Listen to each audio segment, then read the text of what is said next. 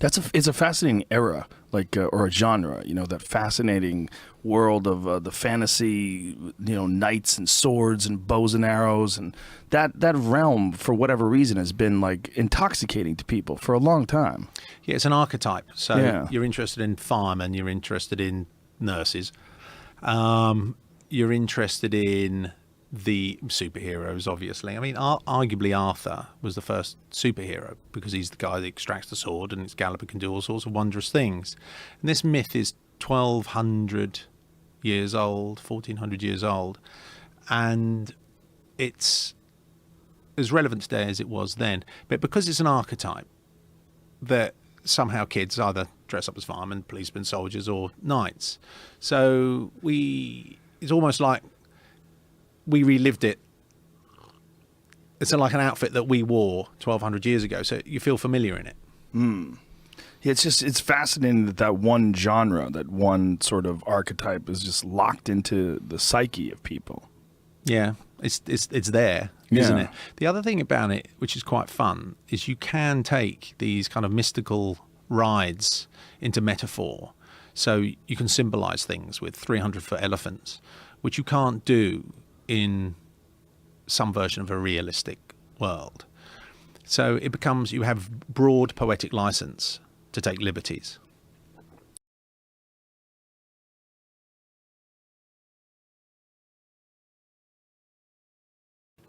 Well, a film like, not to shit on it, but Fast and the Furious, all I heard about was how much money it made. That's all you hear. It's like the big story, the big Fast and the Furious opening box office, hundreds of millions of dollars. All you see is like, it's going to make $1 billion. Like, why do you give a fuck? Why does anybody who's watching that give a fuck? You're not going to get any of that money. Why is it so appealing that this movie has made $1 billion? Because it's comparative and it's competitive. Yeah, and but it's why to people in the audience?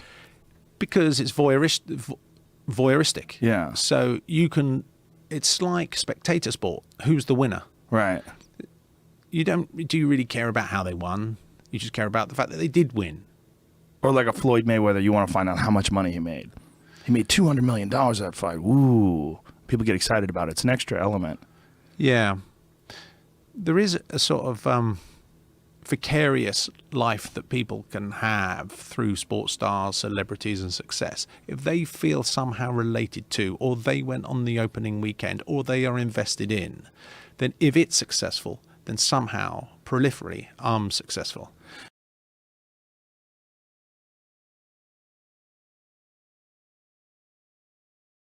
Do they get in the way of a guy like you, though? Like, No. I would imagine a guy like you, they give you a certain amount of leeway. They give you all the leeway. Oh, that's beautiful. Yeah. And my experience with studios has all been very positive. And they try to encourage hopefully what is your individual idiosyncrasies. They want you to put your imprint upon the work. And they've been nothing but encouraging in that sense. But, people portray their agendas whilst, you're in light conversation, or they portray their priorities. Right. So you want to trust a man because he's a man of substance and to a degree independence. So he's not looking to me to find himself through me. So you're not asking me to tell you who you are. And that's the ongoing battle of life, right? We're all asking other people to tell us who we are. Right.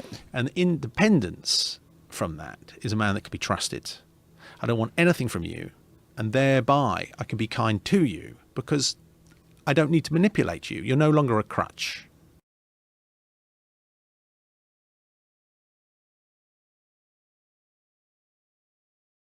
The death of the suit. It was the death of the suit, was the prosaic attitude toward, I'm going to work and I've got to wear a suit. Yeah. I've got to put a tie on and I don't want to stick out. That's how I feel. But that's what's happened. We've been brainwashed to not dress like gentlemen. But I see a guy like you and I say, that's appealing. Like, look how you're dressed. And you're in a conservative suit. This is a nice suit. Like, I'm sure you could wear any suit you wanted. But you chose a shirt that has a certain look to it.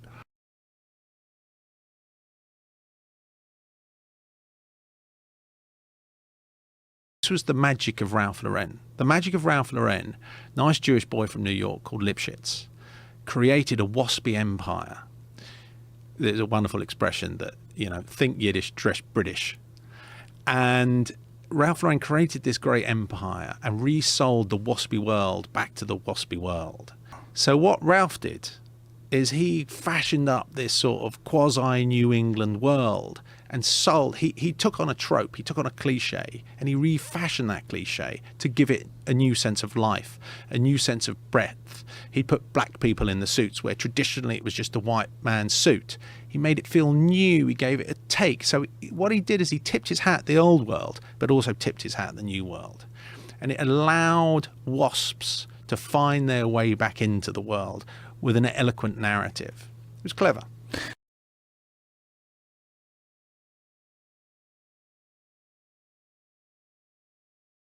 Yeah, I have spent some time arsing around with this, Joe, but a bit like the same reason that we've spent time arsing around with the old pocket square. I remember thinking how much I found the suit repugnant, and I became angry that the suit had been robbed from us. And so I had to create an alibi, a way in, to understand why it is that I'd like a suit. In England, there was a sort of resentment about Savile Row traditional tailoring because it had been robbed from them. The offices had come along, the number crunchers had come along, and there was no creativity in the suit. A suit needs to be creative. The person that puts it on can't be putting it on because he's told to put it on. He's got to want to put it on. So I will own the suit. I'm going to wear the suit, but I'm going to own the suit. Now, I don't mean by paying for it. I mean by owning it. It's now my suit. It's my idea to put on this suit. I have to personalize it in some way. I have to understand a narrative that allows me to own that suit. And thereby, I put on my suit of armor and I come out into the world. And guess what? I'm having a good time because I'm owning the suit. Now, this is a very rock-solid philosophy. Is this something you've ever written down? Well, shall I tell you why I wear a pocket square? Please.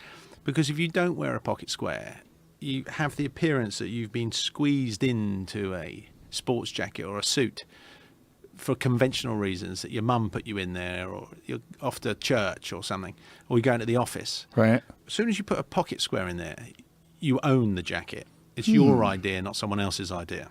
Ooh, dude, you're thinking several steps ahead. I like it.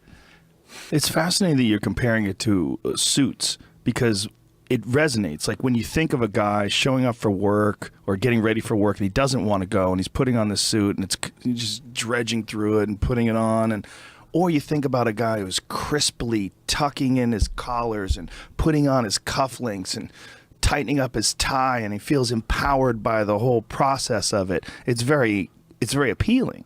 Like if you see it in a film too, it's very exciting. This is a man of purpose. They did it in Mean Streets. I don't know if you remember. Yes. It was Harvey Keitel getting dressed to go out on a Friday night, and it affected a whole generation of people about the way they dress because he owned it. Yeah. I never really thought about that until this conversation. It's not because I don't really I wear suits occasionally, like very, very occasionally. But you've been robbed. I've been robbed. You've been robbed. There are so many aspects of life. Food for a long time got robbed from us, and we've slowly managed to claw that back. It's true. But clothes, really? You're a 45-year-old geezer and you're still dressing like an 18-year-old? What a cuss is all that about? Well, some people like to be comfortable, though. I get that, by the way. And they like that look. Comfortable. Your suit's comfortable? It's comfortable. Yeah. You can get poured into this, completely deconstructed on the inside, made by a chap called Brunello, knows what he's doing. So these are all handmade? It won't be handmade. Tailored? No, I bought this off the shelf and I had a couple of things tweaked. But it's as comfortable as a pair of pajamas. Really? Yeah. See, again, you have to broker a deal. You can't put on things that are uncomfortable because guess what happens in the morning? You're looking through your suits and you go, oh, I like that one, but I'm going to wear it. I'm going to wear the comfortable one. Ah, so they all have to be comfortable. Well, otherwise you're not going to play the game, are you?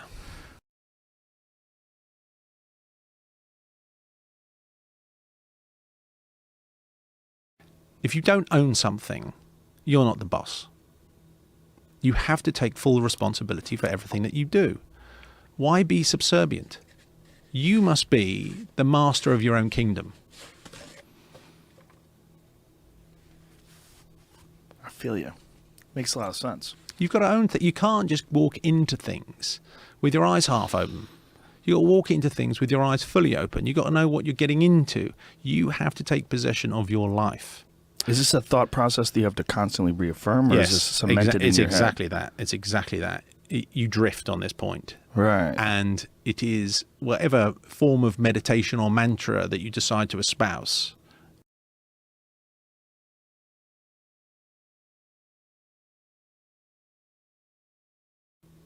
There needs to be some period in your day where you remember that there's a world out there trying to tell you who you are, and there's a world in here that's trying to tell you who you are.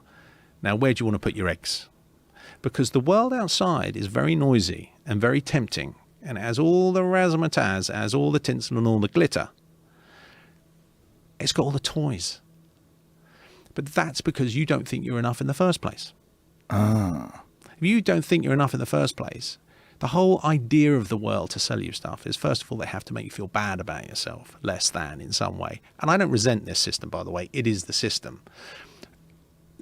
But what's the expression about don't hate the player, hate the game? Don't hate the game.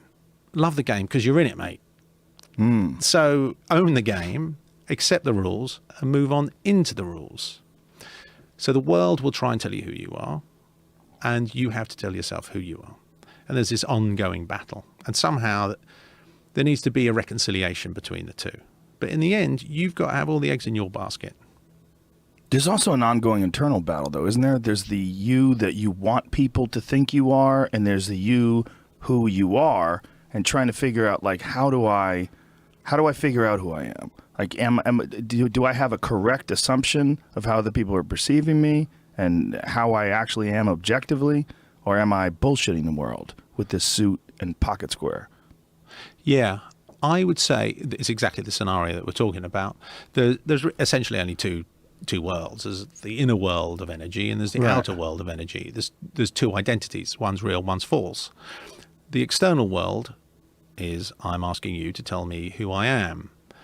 That's what we're all playing at. And as soon as you start playing that game, we run into all sorts of trouble. Call it the ego, call it whatever you want to call it.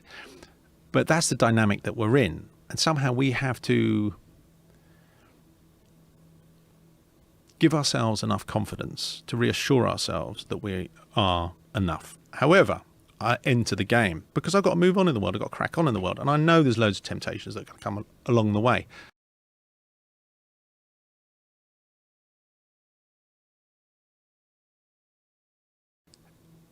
It's what the essence of narrative. I'm a storyteller.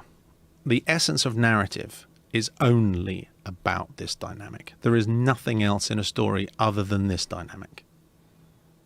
So the struggle between other people's perceptions and your own wants and desires and who you truly are, your significant real self. That's it. That's all there is. You tell me a story that we engaged in that's famous, that's not about this journey. I'll give you an example. The Prodigal Son. Parable, Christian, seems religious, doesn't really make much sense. Do you know the story? Sure, but why don't you lay it out? So there's a father. He has two sons, an older son, a younger son. And he says to them, who wants to spend their inheritance? The younger son says, me, Dad, I'll go and spend it. And the younger son takes all the dough and he runs off and sniffs coke off strippers' tits for a number of years until he realises this is getting pretty boring and I'm in a lot of trouble. He ends up throwing food to pigs. That's his job. And he can't even eat the food that he gives to the pigs, at which point he says, Dad, will you take me back? Dad then they don't meet. This somehow happens, not through telephones, it just happens. At which point, Dad goes to the fatty calf, says, kill the fatty calf. Older son says, hold on, Dad, what's going on? I've stayed with you since the beginning. I've been loyal to you. And I hear the stories of my younger brother coming back, who's been sniffing coke off strippers' tits for the last God knows how many years. And you're prepared to kill the fatty calf. What's the SP, Dad? I want to know the story. He says, you're all right, son. Don't worry about that. You take a little step to the side. You'll always be with me. You're a good boy. At which point he goes out to meet the prodigal son, the wasteful son. The wasteful son returns and he says, you were lost and now you're found. That's the end of the story. It's quite hard to make sense of that in a literal sense. You go, oh, Dad was a bit unfair and he should have been kind to the older son because he never ran off and did anything. But the essence of the story is that you are the father.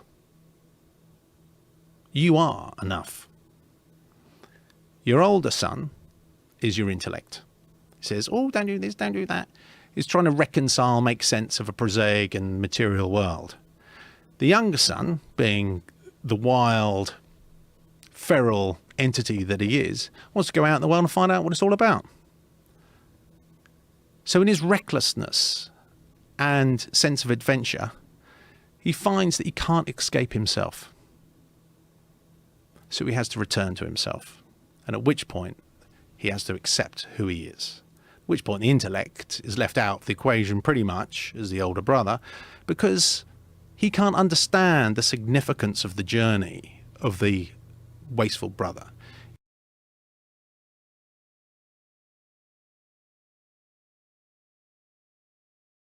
In the end, you have to leave yourself to understand the value of yourself.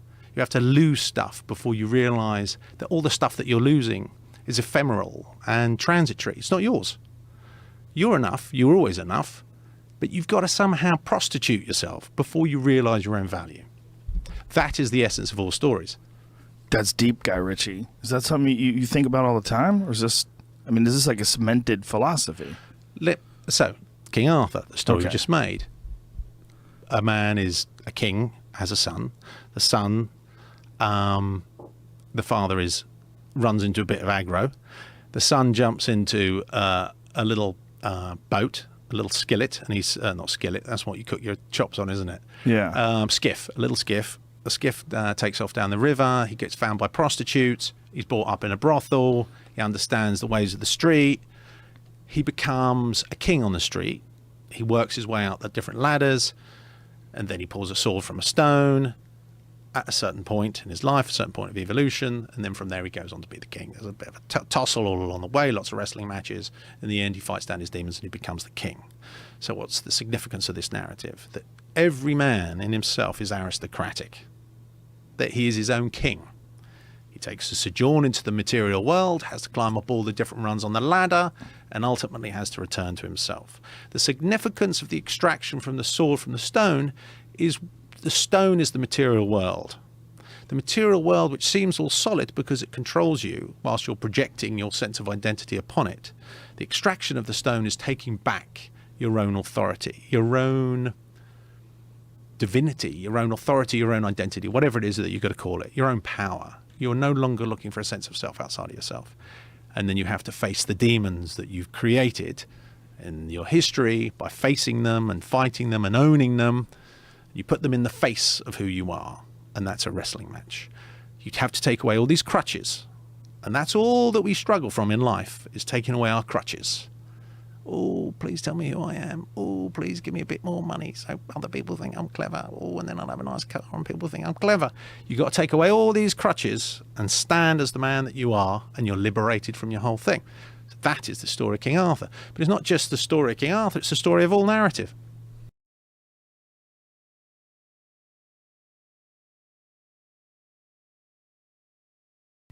Do you think that most people that are watching the film are going to get that, though? They're just going to get an entertaining story. They're just going to see a bunch of cool stuff, some drama play out. But this is fascinating that you're operating so many levels underneath it. Yeah, but I'm a storyteller. It's my business. So if I'm in the business of story, I might as well understand story. And do you need to understand all that? I'm not sure if you do. Depends where you are on the ladder. So you can just go along, have a nice bit of entertainment. Good guy, bad guy. Everything's literal. There's nothing wrong with literalism. It is what it is. It's the game. You can glean what you can glean when you're ready to glean what you're ready to glean. Are you a Joseph Campbell fan?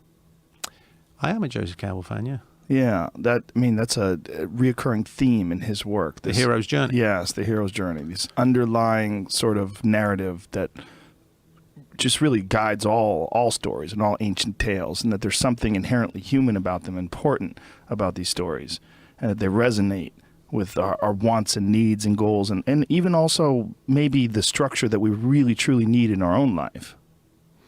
Yeah, I mean, all stories from whatever period, I'm sympathetic to this particular, to Joseph Campbell's philosophy on this, but he's not the only one, right? Right.